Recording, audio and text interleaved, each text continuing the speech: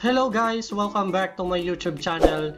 Before tayo mag-start, make sure lang na nakasubscribe ka na at nakahit na yung notification bell para updated ka sa ating mga accounting and taxation videos. Topic natin ngayon is posting to the general ledger. Ito yung step 3 natin sa accounting cycle kasi yung step 1 is analyzing business transaction, yung step 2 is journalizing business transaction, and yung step 3 natin is yung posting to the ledger. Okay? Or tinatawag din na general ledger. Ano ba ang meaning ng general ledger? Ang general ledger ay isang complete set of accounts used by the company. Dito, nire-record lahat ng transactions galing sa general journal. So as you can see in the diagram or sa ating illustration, from the general journal, pupunta siya ngayon sa general ledger, which is a summarized list ng transactions na naka-per account siya. Hindi siya naka-per transaction. Kasi tandaan natin, pag sinabing general ledger, per account yan. Pag sinabing general journal, per transaction yan. Or per date or per transaction. Sa general ledger, naka-per account na siya. Ano yung meaning ng per account? Example, ano yung nangyari sa cash, ano yung nangyari sa accounts receivable, ano yung nangyari sa inventories, PPE, and so on. Dito, trina-transpose lang yung lahat ng transaction from the general journal kasi yun yung starting point natin. Yung gagamitin natin na general ledger is yung 4-column general ledger. But sinabing 4-column na general ledger?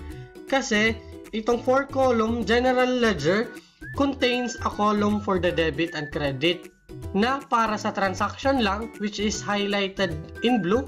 Itong blue na to is for transaction only, and then meron pa siyang another debit and credit para sa running balance. Tapos may mga account name din siya and then yung account number. So yun yung kagandahan ng 4-column general ledger kasi meron siyang running balance. Pakikita mo kaagad kung magkano na lang yung balance ng account na gusto mong ipakita. Yung arrow na to ay nagre-represent pala sa atin ng posting process. From general journal papuntang general ledger, yung proseso ay tinatawag nating posting process. Itong posting process ay isang proseso ng pagkokopya ng mga debits and credits sa journal or sa general journal, ilalagay naman natin doon sa ating mga ledger accounts. Simply means, ito yung sinasabi nating updating the general ledger accounts for the effect of the transactions recorded in the general journal. Sabi ko nga kanina, it is merely a transposition of data from general journal to the general ledger. Kaya sinabi siyang posting process. Okay? So, may 4 steps tayo sa ating posting process. Number 1 is we must enter the date. As you can see, sa ating general ledger, meron tayong date column dito sa first column niya ng general ledger. So, yung date is ilalagay natin dito as our first step. Next step, enter amount in the debit or credit. So, it is highlighted ulit in blue. So, makikita natin dito na meron siyang debit and credit. This is for the transaction na dinidiscuss or tinatakal yan sa step 2 natin, which is the debit and credit amounts. Diyan ilalagay mo yung mga debit and credit amounts na pertaining sa date na yan. Okay? And then, you enter the post reference. Itong post reference na to, lalagyan mo to. Titignan mo lang yung general journal kung ano yung page number niya, tapos yun yung ilalagay mo as post reference para meron tayong referencing and proper tracing kung sakaling merong mga errors na pwedeng makalusot sa ating posting process. Tapos na tayo sa step 3, we must enter the posting reference. Yung step 4 naman is we must enter the account number in the post reference column naman sa general journal. So mamaya ipapakita ko kung ano yung sinasabi kong general journal. Meron din kasi dong post reference na sinasabi, lalagyan mo rin doon yung ganitong post reference. Dito ka naman be-base ng ating post reference sa general journal dito sa account number ng general ledger. And of course, automatic na yan yung balance is dapat lagyan mo na. Ito yung sinasabi kong general journal. Meron siyang post reference. Ito na yung step 4 natin. Ito, naka-highlight siya ng green. Sa third column, meron siyang post reference. Dito natin ilalagay. Ano ulit yung ilalagay natin dito? Yung account number sa general ledger. Illustrate na natin ngayon kung papaano mag-cross reference from general journal to the ledger, or mas kilala din sa process na posting. Okay? Ang posting, parang cross reference mo lang yung mga data sa general journal, ilalagay mo lang sa general ledger. Okay? Start tayo dito sa page 1 ng general journal. Makikita natin merong date, description, post reference, debit, and credit. So sa 2007, which is particularly January 2, may initial investment ng owner or si Valix. Nag-invest siya sa isang business. So yung entry natin dito is debit cash and credit Valix capital. And then meron tayong amount na 100,000 sa debit and meron tayong 100,000 sa credit. Okay? Sa account naman sa general ledger, meron na tayong general ledger account na cash and meron siyang account number na 1. Okay? Tuturuan ko kayo kung ano yung process sa pag-enter or pagpo-post sa general ledger. So unahin na muna natin yung step 1. Yung step 1, sinabi ko kanina, we must enter the date. Yun yung pinaka-importante na unang gagawin mo is you must enter the date January 2 and make sure sa cash muna siya na ledger account. Okay? Kasi yung cash muna yung i-illustrate natin. And then, if tapos ka nang magsulat ng date, punta ka na sa transaction amount. So, tignan natin, yung cash is meron siyang debit sa general journal.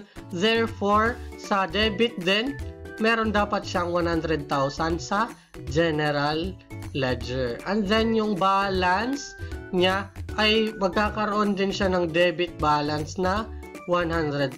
Kasi first transaction pa lang naman ito. Okay?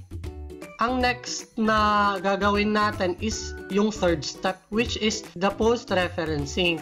So, titignan natin sa page 1, okay, ng general journal. Ilalagay lang natin dito sa general ledger na J1 kasi page 1 siya ng general journal.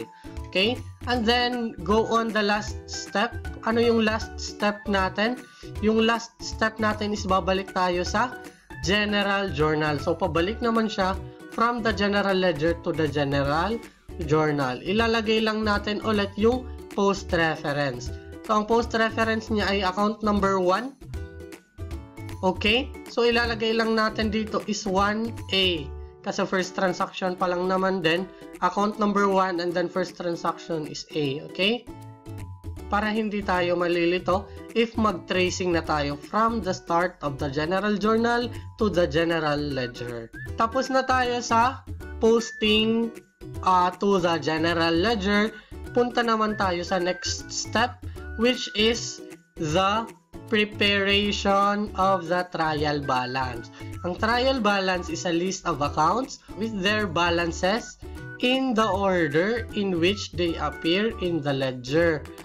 So, ito na yung sequence niya sa ating trial balance. First up is the assets, followed by the liability. To. And then owner's equity, revenue, and then pang last na yung expenses. Makikita natin halo pa yung balance sheet accounts at income statement accounts kasi trial balance pa lang naman ito. Debit balances ay nakalista yan sa left hand column and yung credit balances ay nasa right hand column. Ito na yung example ng ating unadjusted trial balance. From the word itself, unadjusted, kasi nasa step 4 pa lang naman tayo, hindi pa tayo pumupunta sa adjusting entries and wala pa tayong in-adjust Therefore, yung tawag muna sa kanya is unadjusted trial balance. Okay? And then, December 31, which is our year end, makikita natin dito sa first column, meron ulit siyang account number. It is for the purpose lang of cross-referencing or tracing of the accounts. Okay? And then, the account name, meron tayong cash, accounts receivable, fixed assets, payable, retained earnings, revenue, and expenses. And then we will see here the debit column, which is in the left hand side ng ating in between the debit and credit. And then meron din tayong credit column na nasa right. Now, let's go naman sa topic na how to find and correct trial balance errors. A trial balance, ulitin natin, proves that the ledger is in balance, meaning debit is equal to credit and assets is equal to liabilities plus equity plus revenue minus expenses. Nga lang, merong mga instances na hindi talaga mabalance-balance itong trial balance. Merong mga errors or merong mga overlook items na nakukumit natin kaya nagkakaroon ng error sa trial balance. Meron tayong guidance kung paano mag-prepare ng trial balance, especially when it comes to error recording or meron tayong mga na-record na mali. Meron tayong guidance na to sa pag-prepare ng trial balance. Una, i-double check mo ang addition ng debit at saka credit.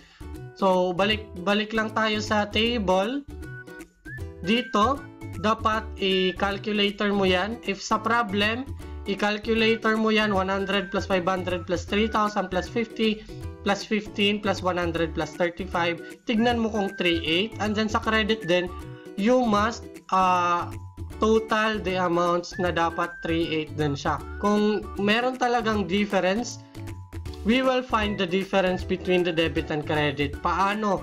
Kung ang difference, kung makita mo may difference siya, yung difference na yun equal sa certain transaction na na-record mo sa journal entry, mag-record ka lang ng correcting entry para makorect ang ating trial balance. Okay? Kung hindi naman malocate, no? Kung hindi mo talaga malocate, wala siya sa certain transaction, i-try mong i-divide yung difference by 2. Okay? Kasi baka may mga duplicate entries tayong nagawa na nakaligtaan natin. Example, yung difference is, sabihin na natin 5,000. And then yung 5,000, i-try mong divided by 2. Tapos itong 2,500, i-locate mo kung saang transaction siya or saang journal entry siya. Kasi baka may nadoble ka lang na record sa ating transaction. And then, yung next na gagawin mo, if hindi talaga siya nag-balance, is you will divide the difference by 9. Kasi baka merong mga sliding error. Ano yung sliding error? Balik ulit tayo sa calculator natin. Sabihin natin, instead of 4,500, yung na-record lang natin is 450 lang. So, meron tayong sliding error na nangyari. Okay? Na kulangan ng isang zero yung ating na-record. So, instead of 4,500, na-record lang natin as 450. So, try lang natin i-divided by 9 yung difference ng 4,500 minus 450. Usually kasi pag sliding error, divisible yan by 9. Okay, so try natin yung 4,050, divide natin by 9, yung lalabas is 450. So if ganyan, if divisible siya by 9, most probably sliding error yung nangyari. Kaya hindi nag-balance yung debit tsaka credit. Okay? Wala talaga, search mo yung amount sa trial balance. Try mo lang sa trial balance, baka may mga unusual item or unusual amount kang na-record dyan, which is na-overlook mo lang.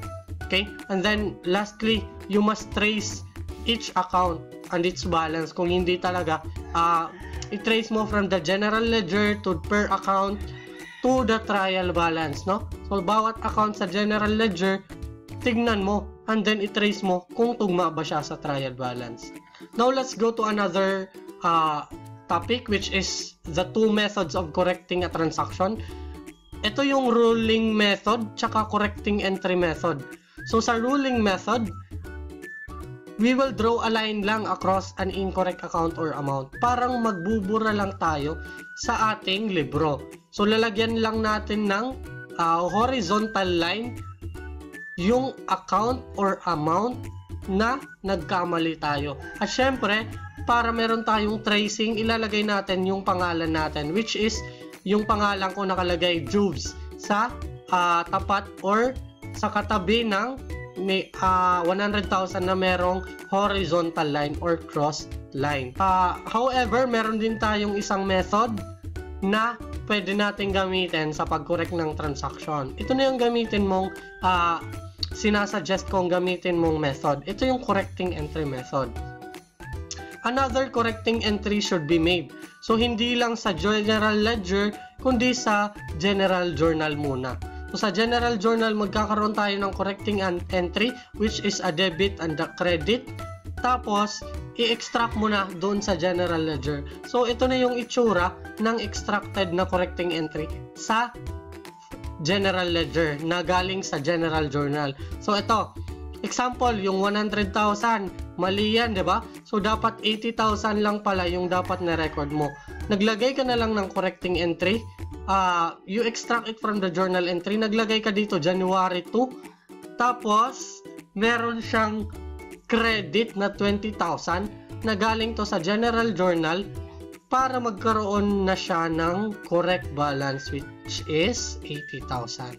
So, ganun lang po yung pagko-correct natin ng transaction. I suggest you use correcting entry method.